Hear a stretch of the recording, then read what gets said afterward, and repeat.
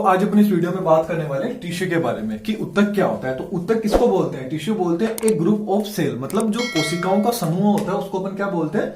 ऊतक बोल देते हैं। मतलब कोशिकाओं के समूह को क्या बोलते हैं? ऊतक बोलते हैं। और जो ऊतक वर्ड है, मतलब जो टिश्यू वर्ड है, बहुत बार पूछ लिया जाता है एग्जाम के अंदर कि टिश्यू वर्ड किसने दिया था। तो याद रखिए टिश्यू वर्ड किसने दिया था? बाइकॉट ने दिया था। इसको बाइचेट भी आपको नाम से पता चल रहा होगा, लेकिन इनका नाम क्या है? बाइकॉट। तो टिश्यू वर्ड किसने दिया था? बाइकॉट। लेकिन एक और चीज याद रखिएगा कि जो टिश्यू का जो नोमेनक्लेचर है, मतलब जो नामकरण है, वो किसने किया था? मेयर ने किया था। किसने किया था? मेयर ने इसका नामकरण किया था टिश्यू। और टिश्यू वर्ड किसने दिया था? बाइकॉट ने दिया था। तो कंफ्यूज होने वाली चीज नहीं है। अब बात कर लेते हैं स्टडी ऑफ टिश्यू क्या है। मतलब टिश्यू का अध्ययन किया जाता है, उसकी स्टडी को क्या बोलते हैं? हिस्टोलॉजी बोलते हैं। क्या बोलते हैं? Histology. Father of modern histology कौन है? Father of modern histology. तो फादर ऑफ मॉडर्न हिस्टोलॉजी कौन है? Marcelo Malpighi. कौन है? मार्सेलो मेलपिगी को क्या बोला जाता है? फादर ऑफ मॉडर्न हिस्टोलॉजी बोला जाता है। अब अपन बात कर लेते हैं टिश्यू कितने प्रकार के होते हैं। तो टिश्यू कितने प्रकार के होते हैं? 4 प्रकार के। पेशी ऊतक है ना, मस्कुलरी ऊतक। मस्कुलरी ऊतक के अंदर क्या होता है? टिश्यू के अंदर क्या होता है? ये पूरे शरीर की जो मांसपेशियां द्वारा इसके द्वारा बनी होती है। कि मांसपेशियां पूरे शरीर की किसके द्वारा बनी होती है? जो पेशी ऊतक होता है उसके द्वारा बनी होती है। फिर तंत्रिका ऊतक, मतलब न्यूरॉन टिश्यू। न्यूरॉन टिश्यू के द्वारा क्या होता है? जितनी भी तंत्रिका सिस्टम है वो किसके द्वारा बना होता है? न्यूरॉन ऊतक के द्वारा बना देता है। लाइक दैट, जैसे ब्रेन हो गया, ये इससे क्या होता है? ब्रेन प्रेजेंट होता है, ब्रेन होता है। फिर संयोजी ऊतक, कनेक्टिव टिश्यू। नाम से पता चल रहा है संयोजी ऊतक, मतलब ये शरीर को क्या होगा? एक साथ जोड़ने का काम करता है। कनेक्शन, मतलब शरीर को जोड़ने का काम करता है। उपकला ऊतक, एडिपोज टिश्यू। एडिपोज टिश्यू क्या करता है कि शरीर में जब चोट वगैरह लग जाती है उसकी मरम्मत करने का काम कौन करता है? एडिपोज टिश्यू के द्वारा किया जाता है। अब बात कर लेते हैं मस्कुलरी सिस्टम, एक एक बात कर लेते हैं सबकी। जो पेशी ऊतक होता है ये पूरे शरीर का, मतलब पूरे शरीर का जो भार है, पूरे शरीर का 40% जो भार होता है वो किसके द्वारा होता है? पेशी ऊतक उस भार को कवर कर रखता है। कितना? लगभग 40% भार को, शरीर के भार को। ये 3 प्रकार की होती है। कौन कौन सी? रेखीय, अरेखीय, हृदय। रेखीय पेशी कौन सी होती है? रेखीय को अपन क्या बोल देते हैं? ऐच्छिक मसल्स भी बोला जाता है ना, वॉलेंट्री मसल्स भी इनको बोला जाता है। ये क्या करती है? शरीर का जो इनके द्वारा क्या होता है? शरीर अपने अनुसार चलता है। मतलब जो भी अपन शरीर को काम करेंगे वो किसके अंदर आएगा? रेखीय के अंदर। मतलब इच्छा के अनुसार काम करेगा। जैसे हाथ को आगे पीछे करना, पैर को आगे पीछे करना, सब किसके अंदर आ गए? रेखीय मसल्स हो गई। अब ये क्या होती है? जो रेखीय मसल्स होगी, जो अनैच्छिक, जो ऐच्छिक मसल होगी, वो क्या होती है? जल्दी थक जाती है, मतलब थकावट महसूस करने। इन मांसपेशियों में क्या होती है? जल्द ही थकावट महसूस होने लग जाती है। अब मांसपेशियों में जो थकावट होती है वो किसके कारण आता है? लैक्टिक एसिड के कारण। मांसपेशियों में थकावट किसके कारण आता है? लैक्टिक एसिड के कारण। मतलब लैक्टिक जो अम्ल होता है उसके कारण मांसपेशियों में क्या आ जाती है? थकावट महसूस होती है। अब बात कर लेते हैं अरेखीय मसल्स की। अरेखीय मसल्स को क्या बोलते हैं? अनैच्छिक मसल्स भी बोलते हैं ना। अनवॉलेटरी मसल्स होती है अनैच्छिक मसल्स। अब ये क्या होगी? अपने अनुसार अपन जैसे काम कराएंगे वैसे नहीं चलेगी, अपनी इच्छा के अनुसार चलेगी। ये थकती कभी नहीं है।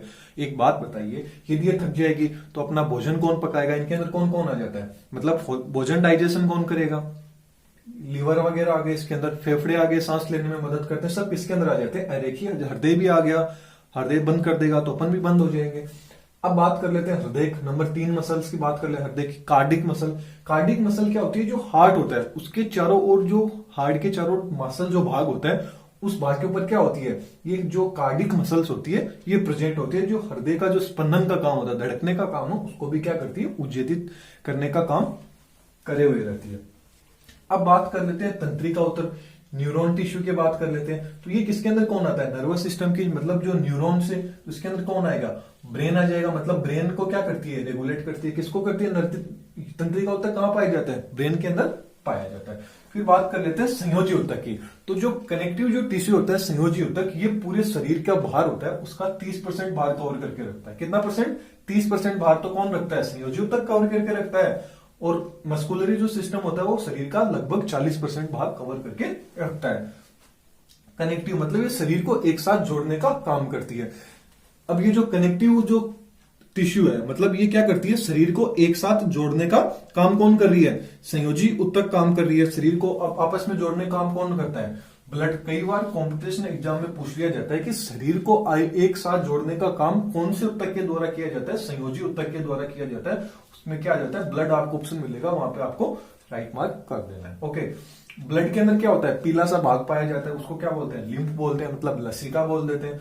बोन्स, अस्थि एंड उपास्थि हो गए, कार्टिलेज एंड बोन्स, ये सब भी किसके अंदर होते हैं? संयोजी ऊतक के अंतर्गत आते हैं। अब बात कर लेते हैं उपकला ऊतक, है ना, एडिपोज टिश्यू की बात कर लेते हैं। तो एडिपोज जो टिश्यू होता है ये क्या करता है, शरीर को जो चोट वगैरह लगती है उसको मरम्मत करने का काम कौन करता है, एडिपोज टिश्यू करता है। अब वसा होती है फैट, मोटे लोगों के अंदर क्या होती है, फैट बहुत ही ज्यादा होती है। अब फैट क्या होती है, अपन को सुंदरता भी प्रदान करती है, और याद रखिएगा कि फैट क्या होती है, ठंड से भी बचाती है। तो क्या होती है, पुरुष की तुलना में, मतलब याद रखिएगा जो पुरुष होते हैं उनकी तुलना के अंदर जो महिलाएं होंगी, पुरुष की तुलना में जो महिलाएं होंगी उनके अंदर 20% ज्यादा, मतलब 20% ज्यादा क्या पाई जाती है, फैट पाई जाती है। 20% ज्यादा क्या पाई जाती है, फैट प्रेजेंट होती है। अब पेट के अंदर भी, पेट बाहर की तरफ निकला रहता है, तो उसके अंदर भी क्या होती है, वो पेट बाहर नहीं आता है, वो क्या होता है कि फैट रहती है, वसा रहती है उसके अंदर। अब झुर्रियां भी पड़ जाती है। अब आपने देखा होगा कि जो बूढ़े बुजुर्ग लोग हो जाते हैं उनके अंदर झुर्रियां पड़ जाती है, क्यों, क्योंकि जो एडिपोज टिश्यू होता है, त्वचा के नीचे जो एडिपोज टिश्यू होता है वो क्या हो जाता है, धीरे धीरे कम होने लग जाता है, जिसलिए क्या होती है, शरीर में झुर्रियां पड़ जाती है। झुर्रियां क्यों पड़ती है, एडिपोज टिश्यू की कमी होने के कारण। कुबड़, ऊंट देखा होगा, ऊंट के ऊपर जो कुबड़ पाई जाती है वो क्या है, वो कुबड़ है, लेकिन वहां पे क्या स्टोर रहता है, वसा, फैट स्टोर रहती है। ये आपको पता चल गया होगा कि पेशी ऊतक क्या होता है, तंत्रिका ऊतक क्या होता है, संयोजी ऊतक क्या होता है, उपकला ऊतक क्या होता है। तो ये वीडियो आपको पसंद आई है तो आप like, share, comment and subscribe जरूर कीजिएगा। और वैसे आप इस सबको पूरे एकदम थ्योरी के रूप में पढ़ना चाहते हो तो ये आपको थ्योरी के रूप में मिल जाएगा। यहाँ तक मैंने सिर्फ समझा रखा है इसको। यदि आप थ्योरी के रूप में पढ़ना चाहते हैं तो हमने एक वेबसाइट बना रखी है elearnerspoint.com। वहां से आप एकदम, उसकी लिंक मैं डिस्क्रिप्शन में दे दूंगा, आप डायरेक्ट सर्च कर सकते हैं elearnerspoint.com। वहां से आप देख सकते हैं जितने भी मैंने टॉपिक यहाँ पढ़ा रखे हैं सबकी थ्योरी के रूप में आपको मिल जाएंगे। और यदि आप पीडीएफ के रूप में नोट्स पाना चाहते हैं तो सब्सक्राइब पर ज्वाइन बटन है, वहां से आप डाउनलोड कर सकते हैं। Thank you.